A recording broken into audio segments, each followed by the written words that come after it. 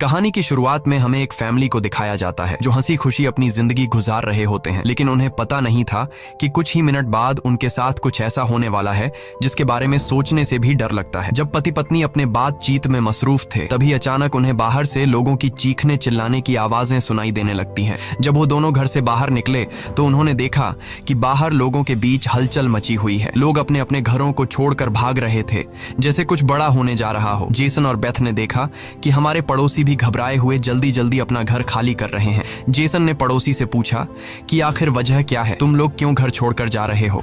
लेकिन वो लोग इतने जल्दी में थे कि उन्होंने जेसन की बात का कोई जवाब नहीं दिया। वहीं उन्होंने देखा कि पड़ोसी का बेटा भी अपना सामान पैक कर रहा है। जेसन ने जब उस बच्चे से पूछा कि तुम लोग कहाँ जा रहे हो, तो उस बच्चे ने जवाब दिया कि मेरे पापा का एक दोस्त गवर्नमेंट ऑफिसर है। उन्होंने कहा कि एक बहुत ही जहरीला वायरस फैल चुका है जो एक नॉर्मल इंसान को मॉन्स्टर में बदल देता है। लेकिन तभी वहाँ उस बच्चे की माँ आ गई और उसे पकड़कर वहाँ से ले जाने लगी। जेसन ने उससे पूछा कि आखिर ये बच्चा किस वायरस की बात कर रहा है, जिस पर इस बच्चे की माँ ने कहा कि अभी बताने का वक्त नहीं है, अपनी वाइफ और बेटी को लो और इस शहर से जितना हो सके दूर निकल जाओ। ये सुनकर जेसन और बेथ बहुत ज्यादा घबरा गए। उसके बाद जेसन बिना सोचे समझे अपनी फैमिली को गाड़ी में बिठाकर शहर से बाहर ले जाने लगता है, मगर रास्ते में उन्होंने देखा कि जो पड़ोसी भाग रहे थे वो वापस लौट रहे हैं। ये देखकर उन्हें और भी अजीब लगने लगा। आगे जाकर ये लोग ट्रैफिक में फंस जाते हैं। जब जेसन और उसकी फैमिली गाड़ी से बाहर उतरे तो उन्होंने देखा कि शहर से बाहर निकलने वाला अकेला रास्ता पुलिस ने बंद कर दिया है। आसमान में यहाँ वहाँ हेलीकॉप्टर्स पहरा देने लगे। लोगों को बताया जाने लगा कि शहर में एक जहरीला वायरस फैल गया है और तुम लोगों को जल्दी से घर वापस लौटना चाहिए। ये बात सुनकर जेसन को कुछ अजीब लगा कि जब शहर में वायरस फैल गया है तो लोगों को शहर से बाहर निकालने के बजाय उन्हें शहर में ही क्यों रहने को कहा जा रहा है। तभी अचानक पास की पहाड़ से एक बड़ा सा पत्थर उनके कार पर आ गिरा। ये देखकर वो लोग बहुत ज्यादा घबरा गए। पहाड़ हिलने लगा। तभी उस पहाड़ के पीछे से 2 मिलिट्री के फाइटर जेट्स निकलकर शहर की तरफ बढ़े। वो 2 फाइटर जेट्स पूरे शहर पर बमों की बारिश करने लगे, जिससे पूरा शहर राख में बदल गया। जेसन की वाइफ बेथ को फौरन समझ आ गया कि अगर वो पुलिस की बात मानकर घर लौट जाते तो उनका अंजाम बहुत बुरा होने वाला था। उसके बाद वो फाइटर जेट्स सड़क पर मौजूद लोगों की तरफ बढ़ने लगे। ये देखकर सभी लोगों में हलचल मच गई। अब सबको समझ आया कि गवर्नमेंट उन्हें मारना चाहती है। सभी अपनी जान बचाने के लिए यहाँ वहाँ भागने लगे, पर जेसन और बेथ को समझ आया कि वो कहीं भी भाग लें, वो फाइटर जेट्स उन्हें मारकर ही रहेंगे। तभी बेथ ने पीछे मुड़कर पहाड़ पर एक स्कूल देखा और उसे लगा कि बचने के लिए वो जगह बेहतर रहेगी। जिसके बाद जेसन, बेथ और जोई को लेकर स्कूल की तरफ पहाड़ पर चढ़ने लगे। पीछे ब्रिज पर मौजूद लोगों पर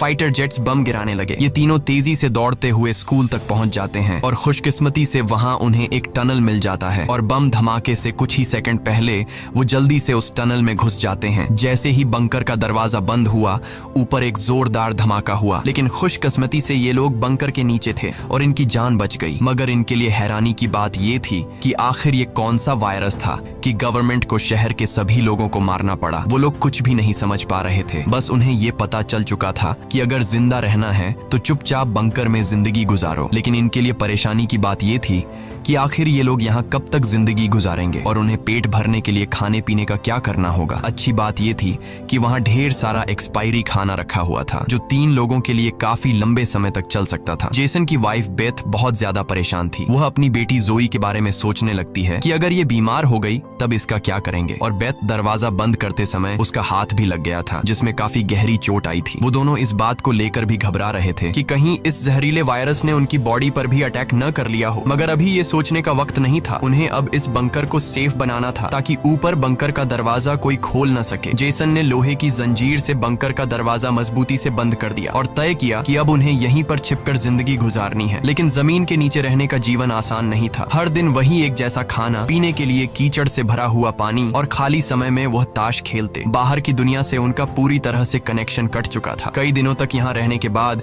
वो लोग बहुत ज्यादा इस बंकर में तंग हो चुके थे। लेकिन वो क्या करते? अगर ऊपर जाते तो उनकी जान नहीं बच पाती। इस जीवन ने जेसन के परिवार को मानो इस दुनिया के अंत का एहसास दिलाया। जोई ने अपने पापा से पूछा, पापा हम यहाँ कब तक रहेंगे? जेसन के पास इस बात का कोई जवाब नहीं था। उसने अपनी बेटी से बस यही कहा, जब बाहर वायरस चला जाएगा तभी हम बाहर जाएंगे। वो अपनी बेटी की आंखों पर उंगलियां रखकर बाहर की दुनिया उससे इमेजिन करवाता है। इस तरह से दिन गुजरते गए और फिर महीने। उन्हें नहीं पता था कि बाहर निकलने के इंतजार में उन्हें यहाँ इस बंकर में 300 से भी ज्यादा दिन गुजर चुके हैं। जोई अपनी माँ की बनाई हुई पेरिस्कोप से बाहर की दुनिया को देखती रही है। बाहर चारों ओर बस तबाही का मंजर नजर आ रहा था, जैसे ये पूरी दुनिया जलकर राख हो गई हो। वहाँ किसी भी इंसान का नामो निशान तक नहीं था। ये सब देखकर उस छोटी बच्ची को लगने लगा कि शायद हम इस दुनिया के आखिरी बचे हुए लोग हैं। माँ ने उसे दिलासा दिया कि तुम ऐसा मत सोचो, शायद तुम्हारे दोस्त भी हमारी तरह कहीं छुपे हुए हों। अब रात हो चुकी थी और डिनर का समय हो चुका था। उनके पास अब खाना भी कम बचा हुआ था, इसीलिए वो तीनों थोड़ा सा खाना खाकर काम चला रहे थे। लेकिन आज जोए की जिद पर उसे पूरा एक कैन का डिब्बा दिया गया। जोए ने जब टिन का डिब्बा खोला तो उसने देखा कि टिन का डिब्बा अंदर से खाली है। इस डिब्बे के पीछे की तरफ एक छोटा सा छेद था, शायद कोई चीज इसमें से खाना चुरा गई थी। बेथ ने सारी बची हुई डिब्बों की जांच की तो पता लगा कि पूरे 12 डिब्बे खाली थे। ये देखकर वो बहुत ज्यादा परेशान हुए, क्योंकि ये तो उनके 2 हफ्तों का राशन था। बेथ ने वेंटिलेशन जाली की तरफ देखा और अंदाजा लगाया कि शायद कोई चूहा अंदर आकर खाना ले गया। बेथ ने कहा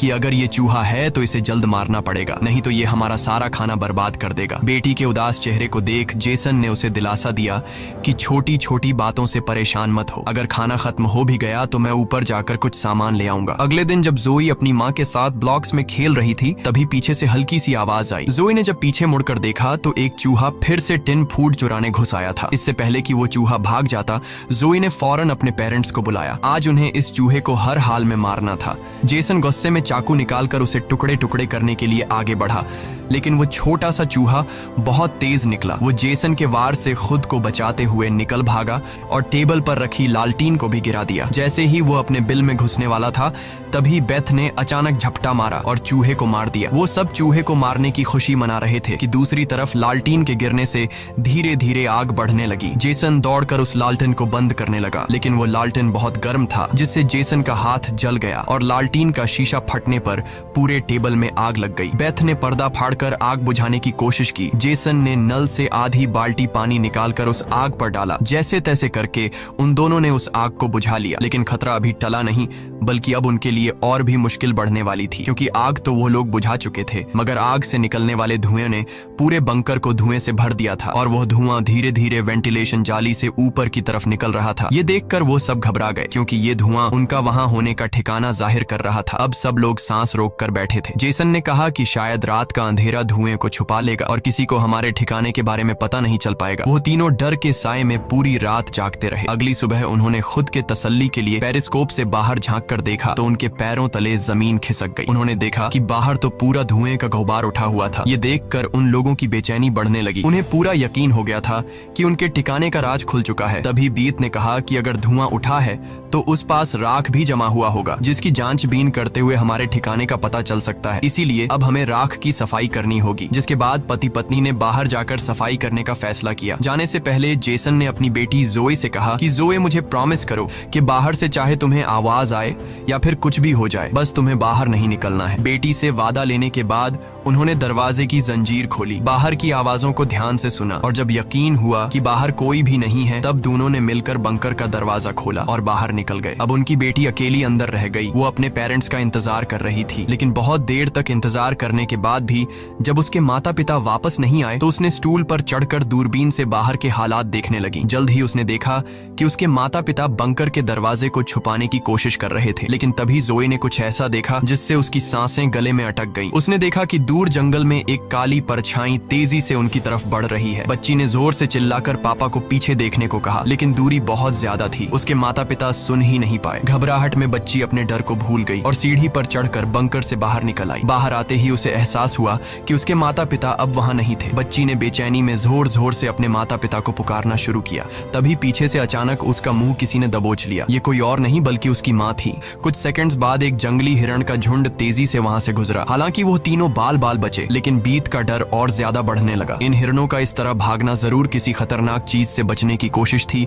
सबको खतरे का अंदाजा हुआ और वो तेजी से वापस बंकर की तरफ भागे और बंकर के अंदर घुस गए। जेसन ने लकड़ी की पट्टियों से बंकर का दरवाजा बंद किया और लोहे की जंजीर से उसे कसकर बांध लिया और सबको बिल्कुल खामोश रहने का कहा। तभी उन्होंने ऊपर से कदमों की धीमी आहट सुनी। ऐसा लग रहा था कि जैसे कोई बंकर के दरवाजे की तरफ आ रहा हो। वो कई मिनटों तक लगातार बंकर के ऊपर इधर उधर घूम रहा था। ये तीनों आहिस्ता कदमों से बंकर के दरवाजे से हटकर आगे की तरफ जाने लगे और शायद अब तक ऊपर जो भी था उसे भनक नहीं लगी थी कि नीचे बंकर में कोई है। डर के मारे जोए रोने लगी। बीत उसे चुप कराती है और कहती है कि अगर आवाज बाहर तक गई तो सब खत्म हो जाएगा। वो तीनों धीरे धीरे बंकर के दरवाजे से काफी आगे बढ़ चुके थे। वो बंकर के दरवाजे से इसलिए आगे बढ़ रहे थे कि अगर कोई ऊपर से बंकर का दरवाजा खोल भी दे तो नीचे उसे हम नजर नहीं आए। लेकिन तभी जोई ने जो गुड़िया हाथ में उठाई थी उसकी रस्सी एक स्क्रू में फंस गई। वह स्क्रू धीरे धीरे ढीला होने लगा। ये देखकर जेसन और बीत की सांसें अटक गई, क्योंकि वह रस्सी गुड़िया में लगी आवाज के स्विच से जुड़ी थी। इससे पहले कि वह कुछ कर पाते, वह स्क्रू एक झटके से निकल गया और उसी पल तेजी से गुड़िया के अंदर से आवाजें आने लगी। जेसन ने फौरन उस गुड़िया को चीर डाला और उसके अंदर स्पीकर को तोड़ दिया। लेकिन अब बहुत देर हो चुकी थी। ऊपर जो चीज उनका पीछा कर रही थी उससे उनकी भनक लग चुकी थी। अचानक ऊपर से जोर की टक्कर की आवाज आई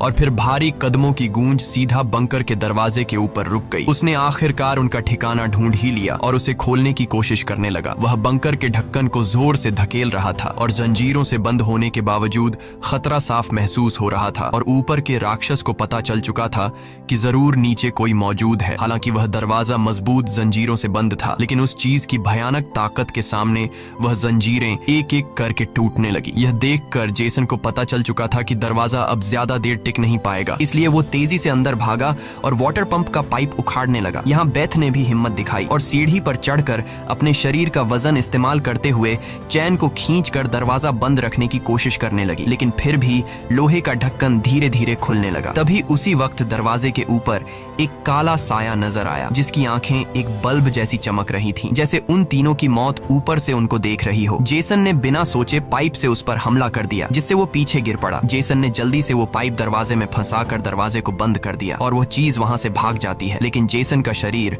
अब भी बुरी तरह कांप रहा था। वह कभी सोच भी नहीं सकता था कि बाहर की दुनिया में न सिर्फ बेरहम सोल्जर्स थे, बल्कि खतरनाक राक्षस भी घूम रहे थे। वह पूरा परिवार सीढ़ियों के पास मायूस बैठ जाता है, क्योंकि अब उनका ठिकाना उजागर हो चुका था। अब किसी भी वक्त उन पर हमला हो सकता था और उन्हें इस बात का अंदाजा भी हो चुका था कि इस बार तो एक आया था, लेकिन अगली बार जब वो आएंगे तो उनकी तादाद काफी ज्यादा होगी और हम उनके सामने कुछ नहीं कर पाएंगे। थोड़ी देर बाद अचानक अलमारी हिलने लगी। जेसन और बेथ समझ गए कि उसने अपने बाकी साथियों को भी बुला लिया है। ऊपर से तेज कदमों की आवाजें सुनाई देने लगी, मानो हजारों जीव उनके सिर पर दौड़ रहे हों। फिर वह सभी बंकर के दरवाजे पर इकट्ठा हो गए। उनके डर से नीचे जेसन, बेथ और जोए कांप रहे थे। तभी उन्होंने अचानक एक जबरदस्त हमला शुरू कर दिया। इस बार की ताकत पहले से कहीं ज्यादा थी। मजबूत लोहे का दरवाजा टूटकर नीचे गिरा और बंकर के दरवाजे पर ढेर सारी आंखें चमकने लगी, जिसे वह लोग डर के मारे पीछे की तरफ भागने लगे। लेकिन वह राक्षस भी उनके पीछे चलते आ रहे थे। बेथ ने अपनी तेल की लैंप फेंक दी और उनके और अपने बीच पर्दे में आग लगा दी और अलमारी को पकड़कर दोनों ने उनके बीच रास्ते को ब्लॉक कर दिया। वह सभी तेजी से बंकर के अंदर की तरफ भागने लगे, पर वह लोग जानते थे कि यह सब उन्हें ज्यादा देर नहीं रोक सकते। उनके पास अब बचने का कोई रास्ता नहीं था। तभी बच्ची को जमीन की ओर खुलने वाला एक वेंटिलेशन दिखाई दिया। जेसन ने ताकत से उसे तोड़ा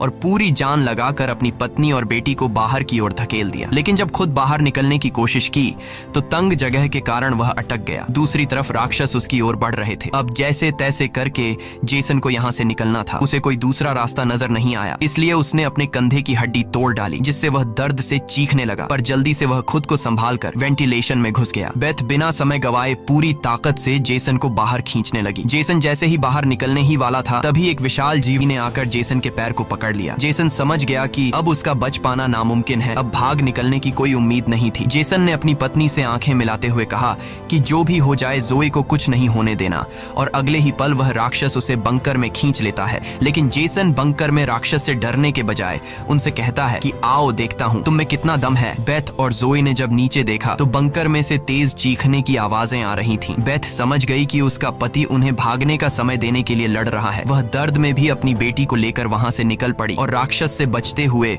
वह काफी दूर आए। लेकिन भागते भागते उन्हें कुछ अजीब महसूस हुआ। उन्होंने देखा कि जो हाईवे बाहर की दुनिया तक खुलता था, अब वहां ऊंची दीवार खड़ी थी, यानी अब इस शहर से कोई भी बाहर नहीं निकल सकता है। तभी वहां हेलीकॉप्टर दूर से उड़ता हुआ आया। जब बेथ ने पीछे मुड़कर देखा तो वह एक आर्मी हेलीकॉप्टर था। वह हेलीकॉप्टर तेजी से उनके पास आकर उन पर अपनी तेज स्पॉटलाइट चमकाई। ये दोनों जैसे ही वहां से भागने वाले थे, तभी ऊपर से उन पर एक बड़ा जाल आ गिरा, जिसमें ये दोनों फंस गए। वह दोनों हर एक संभव तरीके से जाल से खुद को छुड़ाने की कोशिश करने लगी, लेकिन जाल ने इन दोनों को बुरी तरह से जकड़ लिया था। बेथ ने जाल की जाली के बीच से देखा कि कुछ हरी आंखों वाले काले साए उनके पास आ रहे हैं। तभी यहाँ हमें कहानी का असल राज मालूम हुआ। ये जो बंदूक थामे पीली आंखों वाले लोग, जिसे हम राक्षस समझ रहे थे, ये असल में कोई एलियन या फिर वायरस से इन्फेक्टेड लोग नहीं थे, बल्कि ये तो मिलिट्री के सोल्जर्स थे जो गैस मास्क और नाइट विजन ग्लासेस लगाए हुए थे। वही आंखें जिसकी पीली चमक उन्हें किसी दूसरी दुनिया का दिखा रही थी। लेकिन सवाल आता है कि आखिर आर्मी वाले इन लोगों के जान के दुश्मन क्यों बने हुए थे। ये सारा राज आपको आगे की थोड़ी सी बची हुई स्टोरी में मालूम पड़ जाएगा। अब बेथ और जोए दोनों इन सोल्जर्स के कंट्रोल में थे। इनमें से एक सोल्जर ने एक बड़ी सी इंजेक्शन निकाली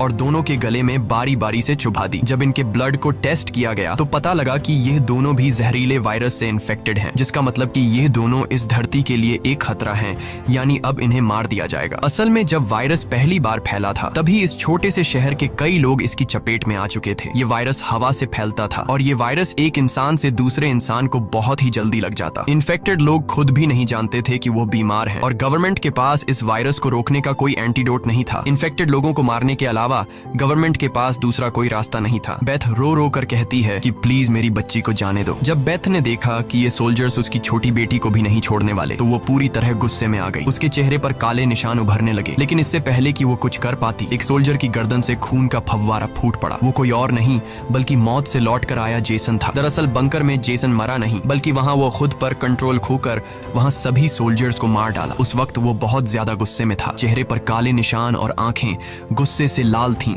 और उसके जिस्म की ताकत कई गुना बढ़ चुकी थी और साफ दिख रहा था कि वो अब पहले वाला जेसन नहीं बल्कि वह एक अलग रूप में दिखाई दे रहा था। वो सोल्जर्स पर झपट झपट कर उन्हें मारने लगा, लेकिन वह गर्म हथियारों की गोलियों को नहीं रोक पाया और जमीन पर गिर गया। जब वो सोल्जर बेथ और जोई की तरफ बढ़े तो वह दोनों जाल तोड़कर भाग चुकी थीं। सोल्जर्स उन्हें यहाँ वहां ढूंढने लगे, लेकिन उन्हें ये अंदाजा नहीं था कि बेथ भी एक राक्षसी रूप में बदल चुकी थी। उसने जोई को एक कार के अंदर छुपा दिया और खुद उन सोल्जर्स से लड़ने लगी। उसने कई सोल्जर्स को मार गिराया और फिर खुद भी गोली लगने से कार की छत पर गिर पड़ी। अंधेरे में छुपी उसकी बेटी ने यह सब देख लिया। अपने माता पिता की हालत देखकर वह भी गुस्से में आकर अपना आपा खो बैठी। एक छलांग में उसने एक सोल्जर को गिराकर उसका मास्क तोड़ दिया और उसे मारने ही वाली थी कि बेथ ने समय रहते उसे रोक दिया। वो नहीं चाहती थी कि उसकी बेटी भी एक दरिंदा बन जाए। बेथ ने उसे शांत किया। धीरे धीरे लड़की की नसों की हरियाली गायब हो गई और वो फिर से इंसान में बदल गई। लेकिन सोल्जर की किस्मत इतनी अच्छी नहीं थी। उसका सेफ्टी मास्क टूट चुका था और वो धीरे धीरे वायरस से इन्फेक्टेड हो गया। दूसरी तरफ जेसन की हालत बहुत गंभीर थी। उसने बेटी के चेहरे को देखकर अपने हाथ की 2 उंगलियां उसकी आंखों से फेरी और जेसन ने हमेशा के लिए आंखें बंद कर लीं। उसी वक्त एक और हेलीकॉप्टर आ गया। बेथ अपनी बेटी को लेकर भागी। कबाड़ के ढेर से गुजरते हुए वो एक सुरंग में घुस गए। तभी वहां एक रोशनी उनकी आंखों पर पड़ी। देखने पर पता चला कि सामने वही पड़ोस का छोटा लड़का था जिसे हमने कहानी की शुरुआत में देखा था। फिर ये दोनों उसके पीछे चल पड़े। वो लड़का उन्हें एक गुफा जैसी टनल में ले पहुंचा जहां उस लड़के के माता पिता और भी कई सारे लोग छुपे हुए थे। असल में वहां उनके जैसे ही वायरस से इन्फेक्टेड लोग थे। जिंदा रहने के लिए वो सभी अंधेरे में चूहे जैसी जिंदगी गुजारने पर मजबूर थे। ये वायरस खतरनाक जरूर था लेकिन जानलेवा नहीं। ये वायरस इन्फेक्टेड इंसान के जिस्म पर तब ज्यादा जोर करता जब वो डर जाता या फिर गुस्से पर काबू नहीं रख पाता। लेकिन असल में उन लोगों ने खुद पर काबू पाना सीख लिया था। वो लोग शहर के सोल्जर्स को राक्षस समझते थे, लेकिन असल में वो खुद राक्षस थे। इसी के साथ ये कहानी खत्म हो जाती है। अगर वीडियो आपको अच्छी लगी हो तो हमारे चैनल को सब्सक्राइब और वीडियो को लाइक जरूर कीजिएगा।